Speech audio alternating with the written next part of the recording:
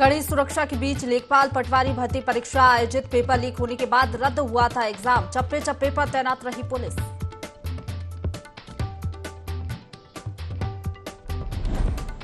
सरकार के सख्त नकल विरोधी कानून का बीजेपी प्रवक्ता सुरेश जोशी ने की सराहना। कहा, इस कानून से नकल करने वालों पर लगेगी नकेल।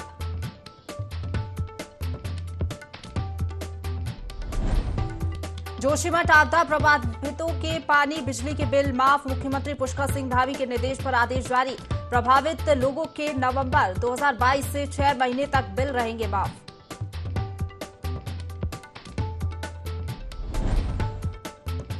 उत्तरकाशी के गजना में तेंदुए का आतंक। लोगों में दहशत का माहौल। कई लोगों पर कर चुका है हमला।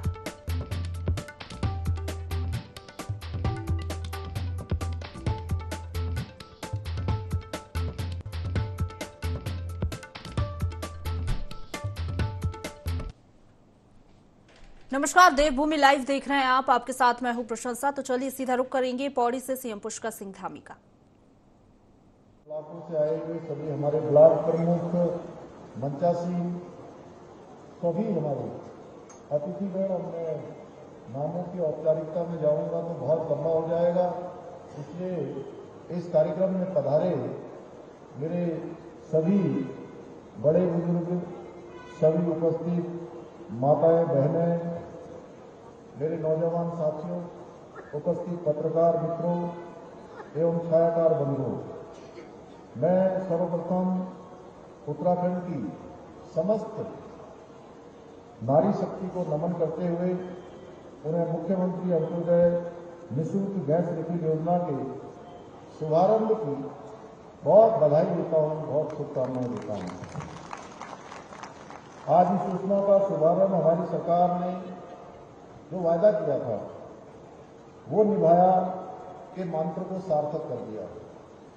भाइयों बहनों, चुनाव से पहले बहुत सारी पार्टियां आती हैं, अपने अपने तमाम प्रकार से लोगों के सामने घोषणा पत्र रखती हैं, लेकिन इस बार के चुनाव में हमने तय किया था कि हम घोषणा पत्र तो रखेंगे, लेकिन वह घोषणा पत्र नहीं होगा, बल्कि वह हमारा संकल्प पत्र होगा और हम उसको संकल्प लेकर उसको सिद्धि तक पहुंचाने का काम करेंगे। उसके क्रम में आज यह मुख्यमंत्री अंत्योदय निःशुल्क गैस योजना का शुभारंभ हो रहा है। भाइयों बहनों, आज हमारे देश के यशस्वी प्रधानमंत्री मोदी जी के कर्मशील नेतृत्व में हर क्षेत्र में ऐतिहासिक कीर्तिमान स्थापित कर रहा है।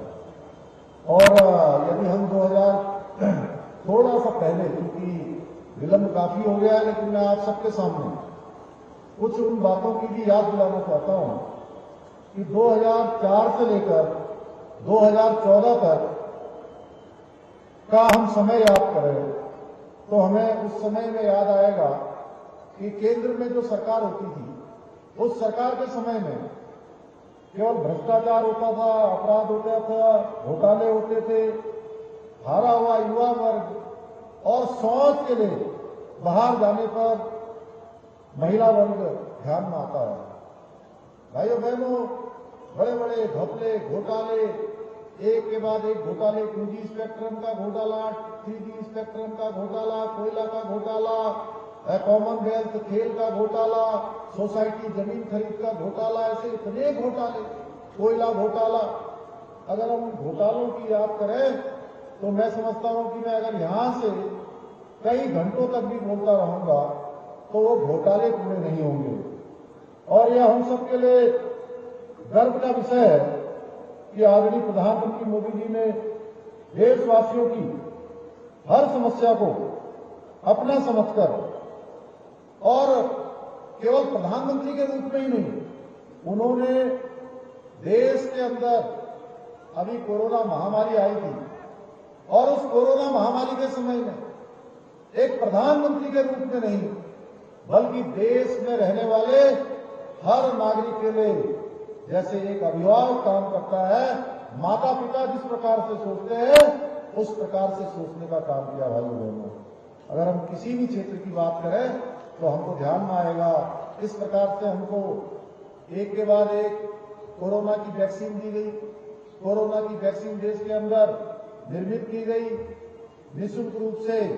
एक वैक्सीन, एक डोज, दूसरी डोज, तीसरी डोज, और जिसके बारे में अभी हमारी मंत्री बहन रेखा आर्य ने यहां से बताया कि किस प्रकार से गरीब कल्याण अन्न योजना को विस्तारित किया गया है, जो मार्च 2020 से प्रारंभ हुई। और उस योजना के पीछे हेतु था कि एक भी गरीब, एक भी सामान्य मजदूरी करने वाला, सामान्य स्थिति में रहने वाला कोई भूखा न रहे, किसी को भूखे पेट न सोना पड़े। इसलिए गरीब कल्याण अन्न योजना चलाई और उस योजना को इस वर्ष भी विस्तारित कर दिया गया है। पूरे वर्ष भर के लिए ये योजना लागू कर दी गई है। भाइयों बहनों, मैं पौड़ी के इस ऐतिहासिक कंडोलिया मैदान से माननीय प्रधानमंत्री जी का उत्तराखंड की बिल्कुल जनता की ओर से धन्यवाद करना चाहता हूं कि जो सामान्य बजट हमारा इस बार का आया है, आम बजट आया है, उस बजट में भी उसका प्रावधान किया गया है। आज देश में खुले में शौच से मुक्ति के लिए जहां शौचालयों का निर्माण हुआ है, वही हमारी माताओं बहनों को। तो चलिए अब खबरों में आगे बढ़ेंगे, जहां नकल विरोधी कानून लागू होने के बाद मुख्यमंत्री पुष्कर सिंह धामी पहली बार जनता के बीच पहुंचे, जहां उन्होंने कहा कि जब वो जोनसार कार्यक्रम में आ रहे थे तो कहा गया था कि कार्यक्रम में ना जाएं, विरोध हो सकता है। लेकिन आप लोग बताएं कि 22 साल के प्रदेश में ऐसा कौन सीएम है जिसने नकल माफिया के खिलाफ कार्रवाई की हो। हमारी सरकार ने युवाओं के भविष्य को लेकर मजबूत नकल विरोधी कानून प्रदेश में लागू किया है।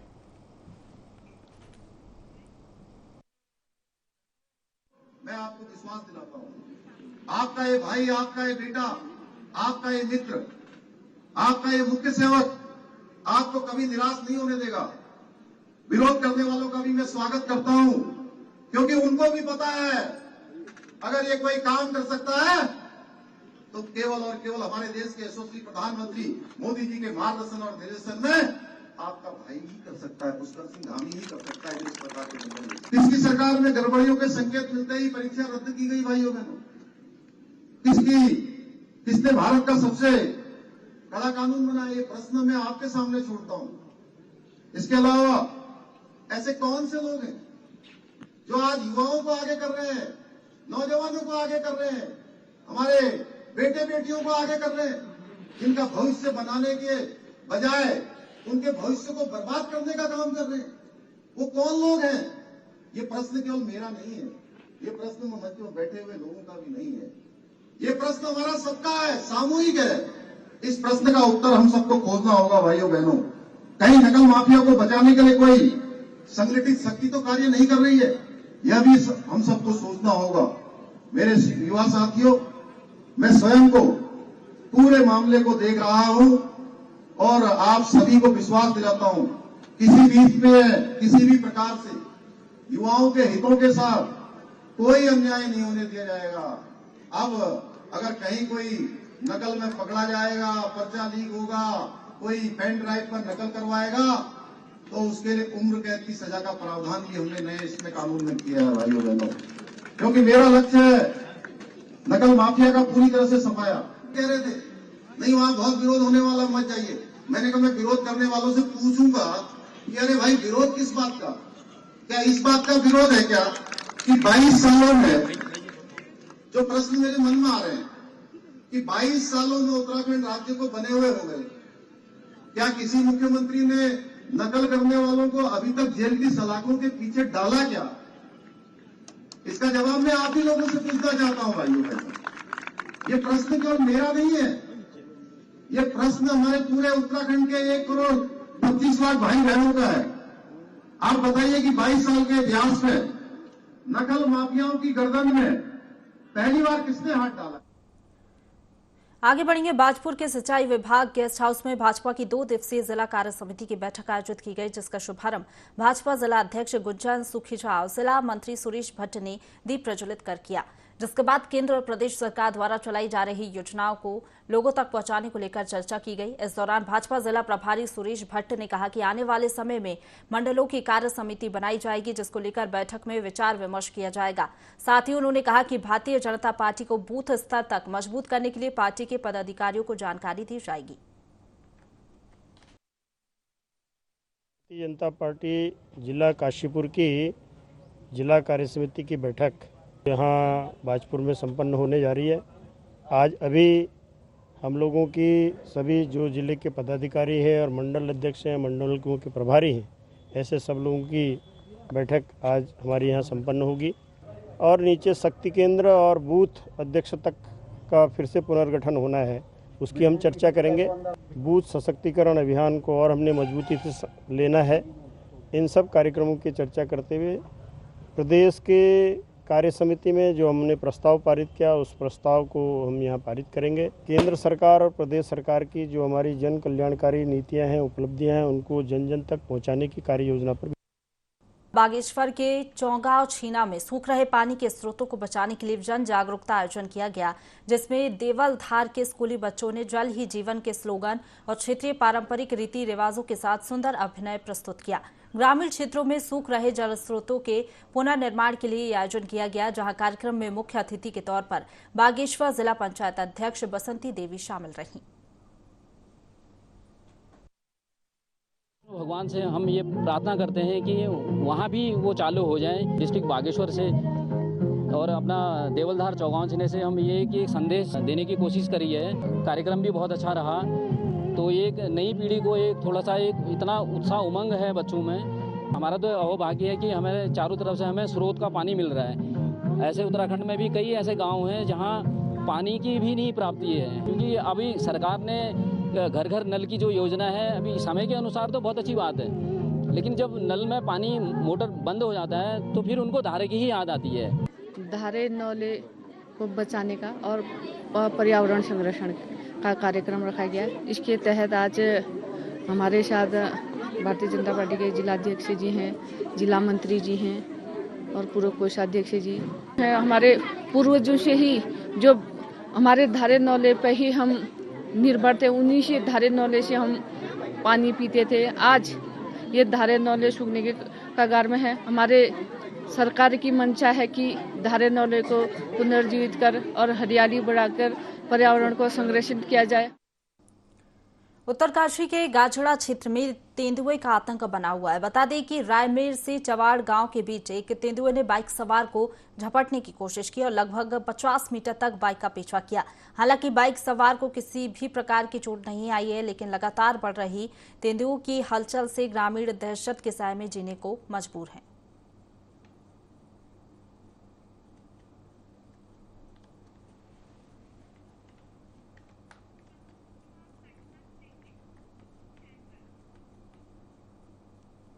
आगे बढ़ेंगे। खबर उधम सिंह नगर के खटिमा से है, जहां सुनपहर गांव के गुरु हरगोविंद सिंह साहिब गुरुद्वारे में सामूहिक विवाह समारोह किया जा रहा है। हर साल की तरह इस साल भी क्षेत्र की 21 गरीब कन्याओं का सामूहिक विवाह कराया जाएगा, जिसकी तैयारियां जोरों पर चल रही है। 13 फरवरी को गुरुद्वारे में इन कन्याओं की धूमधाम से शादी कराई जाएगी और 151 सामानों का दान देकर विदा किया जाएगा। बता दें, ये कार्यक्रम पिछले 11 सालों से लगातार किया जा रहा है।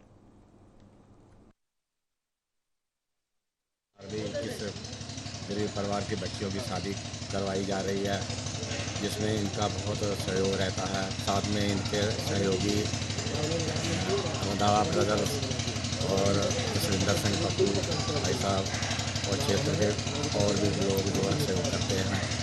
तो इस तरह से यहाँ के क्षेत्र के जितने भी गरीब परिवार की बच्चियाँ हैं, उनको सम्मान भी मिलता है शादी के बाद और उन सबका भला होता है।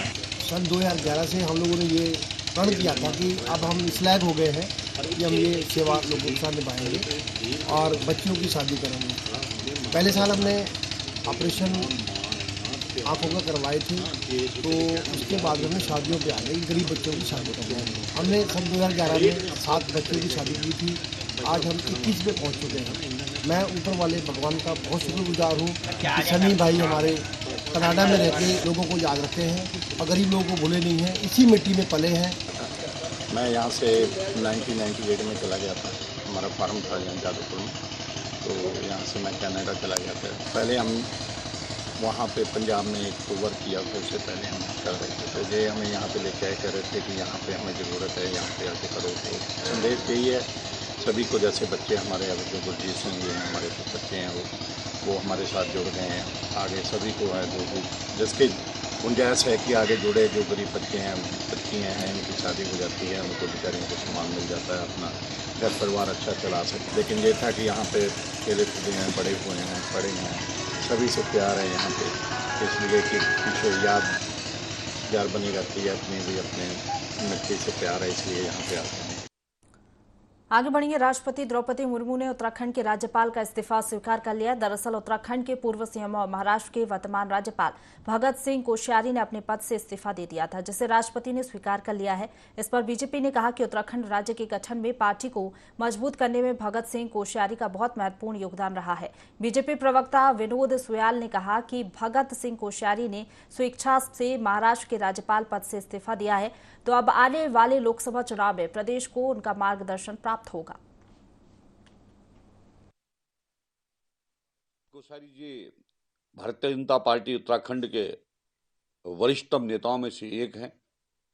भारतीय जनता पार्टी को उत्तराखंड राज्य में इस मुकाम में पहुंचाने की उनकी बड़ी भूमिका है और निश्चित रूप से राष्ट्रीय स्वयंसेवक संघ से लेकर समाज के अनेकों दायित्वों पर उन्होंने निर्वहन किया है। उन्होंने स्वेच्छा से वहां से त्यागपत्र दिया है और निश्चित रूप से वो हमारे आदरणीय तो मार्गदर्शक के रूप में उनका मार्गदर्शन उत्तराखंड को मिलता रहे। अगली खबर का रुख करेंगे, जहां हल्द्वानी में 12 फरवरी को होने वाली पटवारी भर्ती परीक्षा को लेकर पुलिस प्रशासन पूरी तरह से अलर्ट है। एसएसपी पंकज भट्ट ने बताया कि पूरे जिले में 66 परीक्षा केंद्र है, जिन पर पर्याप्त पुलिस फोर्स तैनात रहेगी। साथ ही सीसीटीवी कैमरे से भी भर्ती परीक्षा की मॉनिटरिंग की जाएगी। इसके अलावा परीक्षा केंद्र में तैनात पुलिसकर्मी भी मोबाइल नहीं ले जा पाएंगे। साथ ही परीक्षा देने आने वाले परीक्षार्थियों की चेकिंग भी की जाएगी। एसएसपी पंकज भट्ट का कहना है कि जिले में शांतिपूर्वक परीक्षा संपन्न हो, इसके लिए पुलिस प्रशासन ने सारी तैयारियां पूरी कर ली हैं।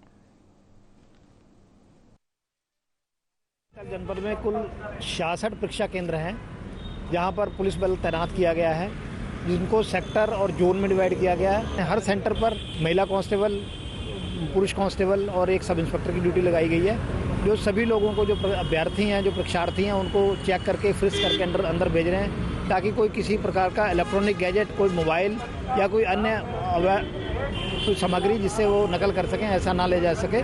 इसके लिए लगातार पुलिस प्रशासन सतर्क है, अलर्ट है। सोशल मीडिया के माध्यम से रिक्वेस्ट की थी बच्चों से कि कोई भी इलेक्ट्रॉनिक गैजेट लेकर के नहीं आएगा। इसमें 144 धारा जो है वो इम्प्लीमेंट की गई है स्कूलों के आसपास। टोटल 66 सेंटर हैं नैनीताल जनपद में और भारी संख्या में पुलिस बल यहाँ लगाया गया है। मोबाइल पार्टी, इसके अतिरिक्त सीओ, एडिशनल एसपी सब लगातार गश्त पे हैं। इसके अतिरिक्त मेरे द्वारा जो लगातार निरीक्षण किया गया उसमें लंबी लाइनें हमने देखी हैं कि खासकर कई परीक्षा सेंटर जो बड़े हैं वहाँ अभी तक जो है बच्चे अंदर हो रहे थे, तो अब लगभग सारे बच्चे आ चुके हैं। परीक्षा लगभग शुरू।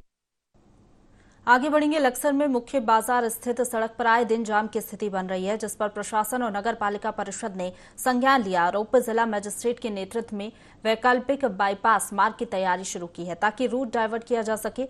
बता दें, सकरी सड़क पर ई रिक्शा और 4 पहिया वाहन की आवाजाही से जाम लगा रहता है, जिस वजह से व्यापारी, ग्राहकों और राहगीरों को परेशानियों का सामना करना पड़ रहा है।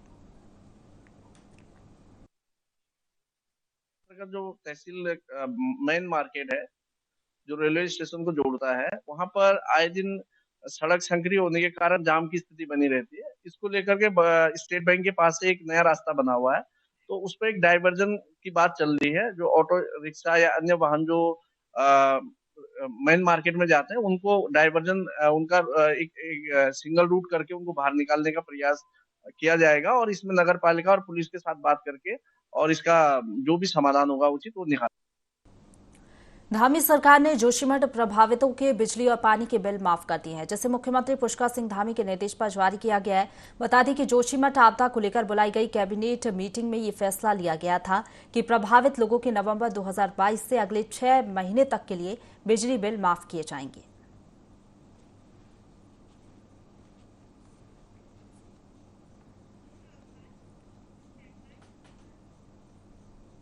मुख्यमंत्री पुष्कर सिंह धामी से मुख्यमंत्री कैंप कार्यालय में राजकीय पॉलिटेक्निकों के संविदा शिक्षकों ने भेंट की। उन्होंने संविदा शिक्षकों की संविदा अवधि बढ़ाए जाने के लिए मुख्यमंत्री का आभार व्यक्त किया है। वहीं मुख्यमंत्री धामी ने छात्रों की तकनीकी दक्षता के प्रति विशेष ध्यान देने की जरूरत बताते हुए संविदा शिक्षकों को इस दिशा में प्रयासरत रहने की अपेक्षा की है।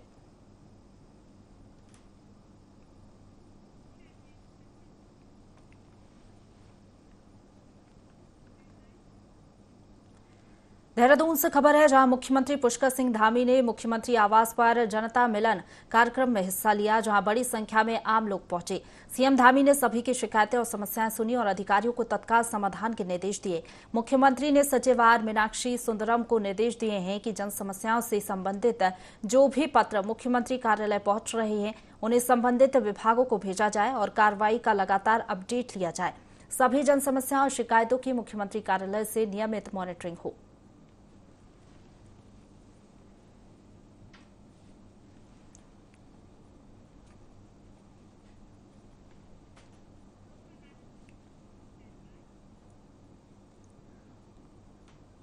चमोली में राष्ट्रीय लोक अदालत का आयोजन किया गया। जिला न्यायालय परिसर के साथ ही जोशीमठ, कर्णप्रयाग और थराली में लोक अदालत आयोजित की गई, जिसमें आपसी समझौते से 117 विवादों का निपटारा हुआ।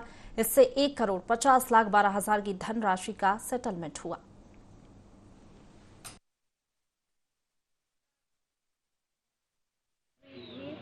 वो मामला आज से निपट गया। 2019 में मेरे पति की मृत्यु हुई थी और वो मामला आज से निपट गया। 2019 से हमारा एक मामला चल रहा था, लीला देवी बनाम रॉयल सुंदरम, जो आज निपट गया है और इसमें कम से कम 10,79,000 रुपये का कंप्रोमाइज हुआ है। राष्ट्रीय लोक अदालत में कई तरह के मामले निपटाए गए, जिसमें एक कर्मचारी प्रतिकर आयुक्त का केस था, तो उसमें नेशनल इंश्योरेंस कंपनी में 16,14,000 रुपये प्राधिकरण को दिए और 2 केस ऐसे थे जो मोटर एक्सीडेंट से संबंधित। इसी के साथ बुलेटिन में फिलहाल इतना ही। खबरों का सिलसिला लगातार जारी है, आप बने रहिए हमारे साथ।